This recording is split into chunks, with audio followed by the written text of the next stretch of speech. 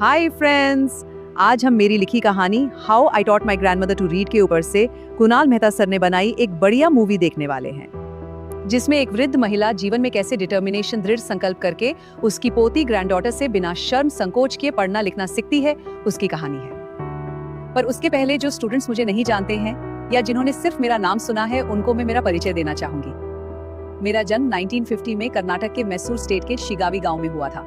आज मेरी उम्र 75 इयर्स है। मैंने कंप्यूटर साइंस की पढ़ाई की और दुनिया की सबसे बड़ी सॉफ्टवेयर कंपनी में से एक ऐसी इन्फोसिस को बनाने के लिए शुरुआती समय में मैंने मेरे पति और भारत के जाने माने उद्योगपति श्री को पूरा सपोर्ट करते हुए महत्वपूर्ण योगदान दिया। मैं एक एजुकेटर और ऑथर हूँ। मुझे भारत सरकार ने भारत के 2 बड़े अवार्ड्स पद्मश्री और पद्म भूषण से सम्मानित किया है। आपकी ये नई इंग्लिश की बुक कावेरी को बनाने वाली जो नेशनल कमेटी है, उसकी भी मेंबर हूँ।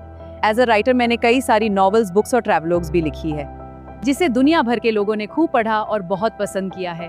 आपकी नई बुक कावेरी में फर्स्ट लेसन में जो स्टोरी है, वो मेरे द्वारा लिखी गई एक बहुत सुंदर कहानी है, जिसमें एजुकेशन एक आम इंसान की लाइफ का कितना अभिन्न अंग होता है और जीवन को कितना प्रभावित कर सकता है, उस बात को दर्शाए और एक वृद्ध महिला के मनोबल और संकल्प शक्ति की बात है। तो चलिए देखते हैं मूवी कुणाल सर की जुबानी।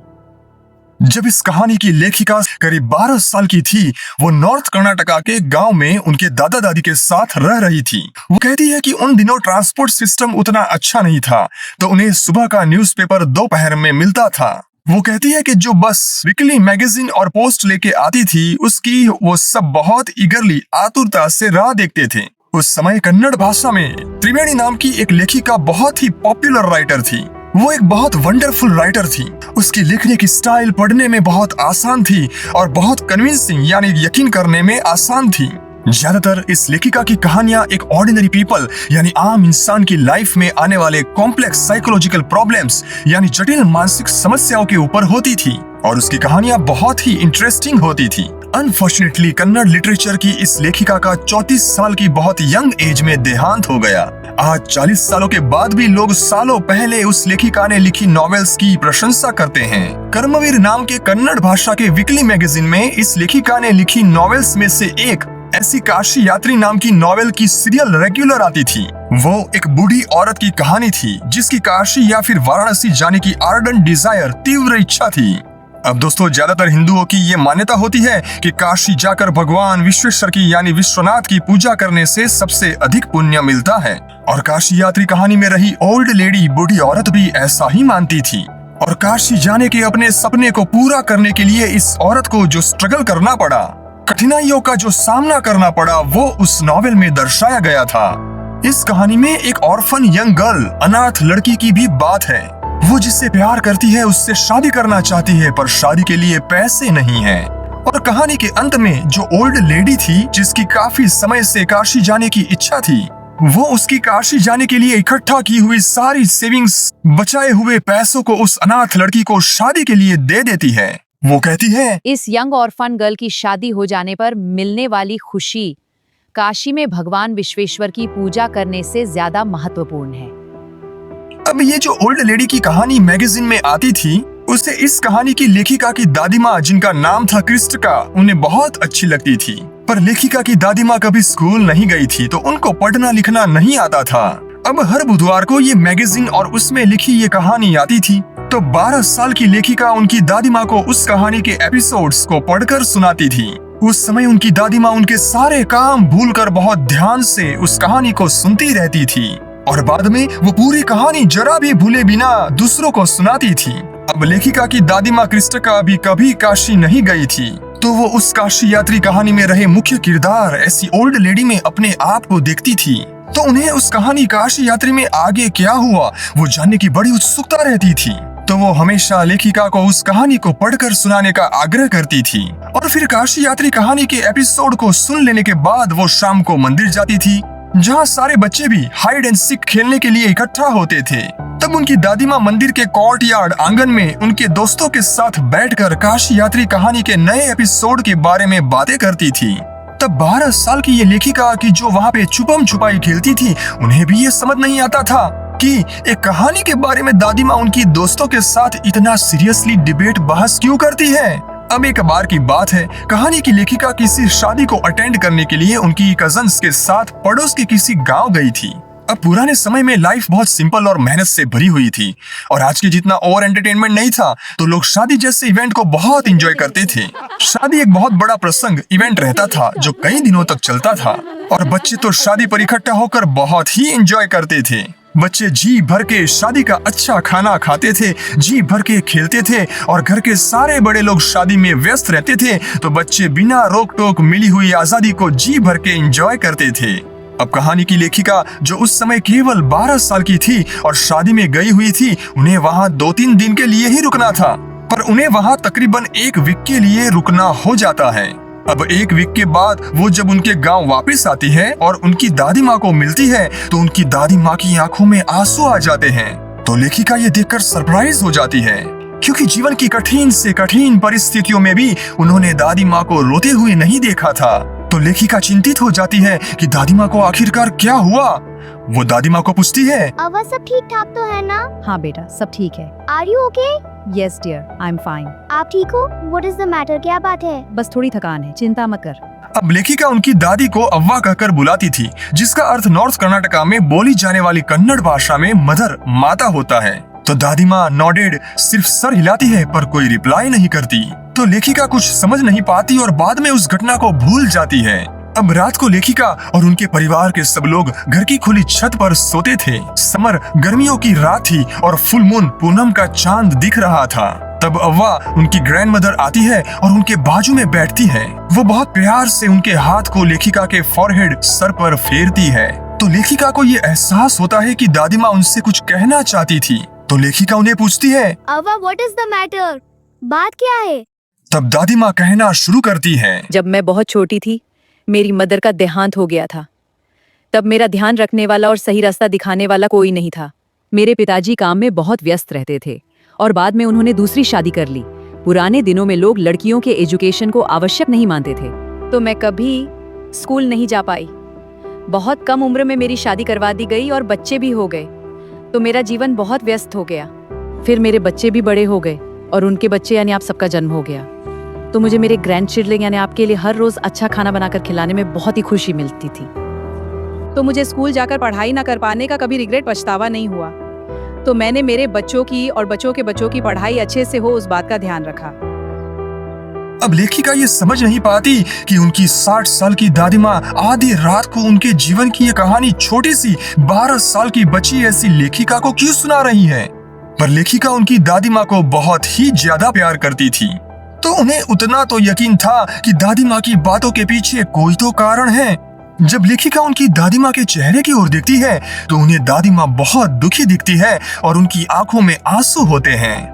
लेखिका कहती है कि उनकी दादी माँ गुड लुकिंग सुंदर थी और हमेशा हंसती रहती थी।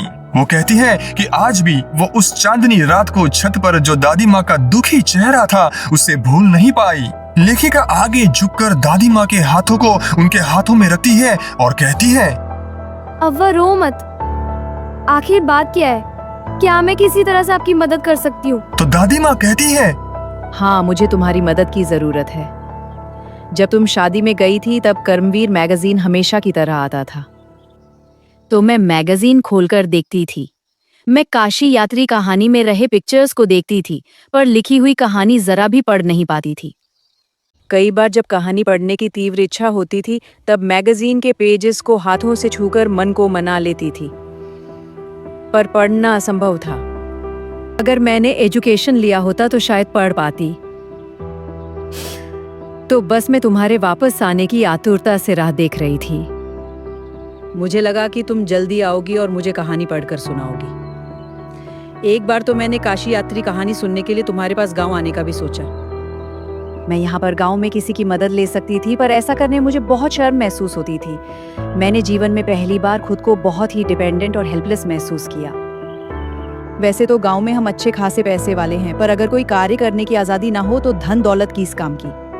अब राइटर सोच में पड़ गई कि दादी माँ को क्या कहें। दादी माँ ने आगे कहा कि अब मैंने ये तय कर लिया कि मैं कल से कन्नड़ भाषा के अल्फाबेट सीखना शुरू करूंगी और उसके लिए बहुत मेहनत करूंगी। और मैंने डेडलाइन भी तय कर दी है। दशहरा के दौरान सरस्वती पूजा का दिन आने तक मैं कन्नड़ भाषा सीख लूंगी। और उस दिन मैं नॉवल खुद से पढ़ूंगी, क्योंकि पढ़ाई को लेकर मैं आत्मनिर्भर होना चाहती हूँ, पराधीन नहीं रहना चाहती। अब राइटर कहती है कि मैंने उस समय दादी माँ के चेहरे पे डिटर्मिनेशन, दृढ़ संकल्प को देखा। हालांकि ये सुनकर लेखिका को थोड़ी हंसी भी आ गई। अव्वा 62 साल की उम्र में कन्नड़ अल्फाबेट सीखना चाहती है।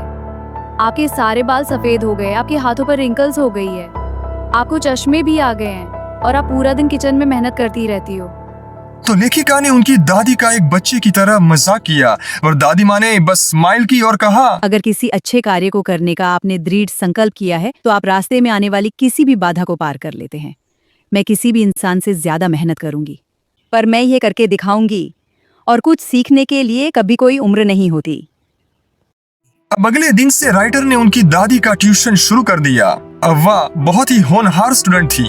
वो इतना सारा होमवर्क करती थी, वो पढ़ाई करती थी, रिपीट करती थी, लिखती थी और बोलती थी।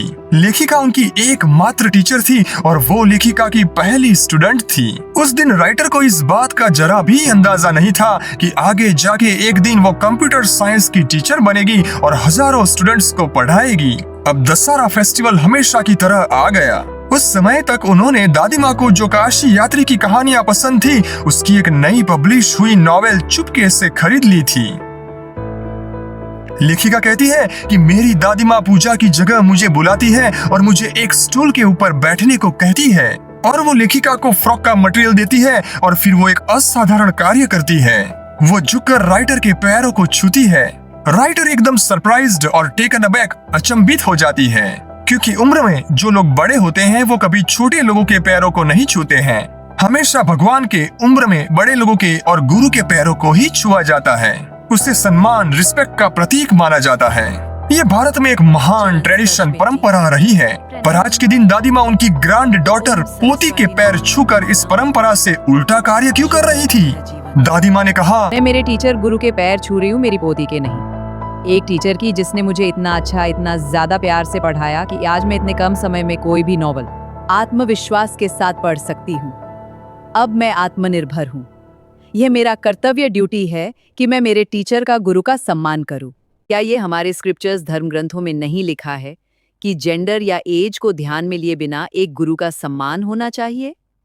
इस कहानी की लेखिका भी उनकी दादी माँ क्रिस्टका के चरण स्पर्श करती है और दादी माँ को उनकी प्यारी काशी यात्री बुक गिफ्ट करती है। दादी माँ तुरंत बुक ओपन करती है और तुरंत उसका टाइटल काशी यात्री बाय त्रिवेणी और उसके पब्लिशर का नाम खुद पढ़ती है। काशी यात्री बाय त्रिवेणी। तब इस कहानी की लेखिका ये देखकर बहुत खुश हो गई कि उनकी पहली स्टूडेंट ऐसी उनकी दादी माँ विथ फ्लाइंग कलर्स शानदार परिणाम के साथ पास हो गई थी। क्या बढ़िया मूवी थी। सालों पुरानी कहानी को एकदम जीवंत कर दिया। It was really amazing. Kunal Mehta sir ने स्टोरी को बहुत ही अच्छे से समझाया। अब मेरा अलविदा कहने का समय आ गया है। जीवन में एक अच्छे इंसान बनना और माता पिता की सेवा जरूर करना, और जीवन में कुछ अच्छा काम ना कर पाओ तो कोई बात नहीं, पर कोई गलत काम कभी मत करना। लाइफ में बहुत स्ट्रांग बनना। फिर मिलेंगे। Good bye, take care, God bless you.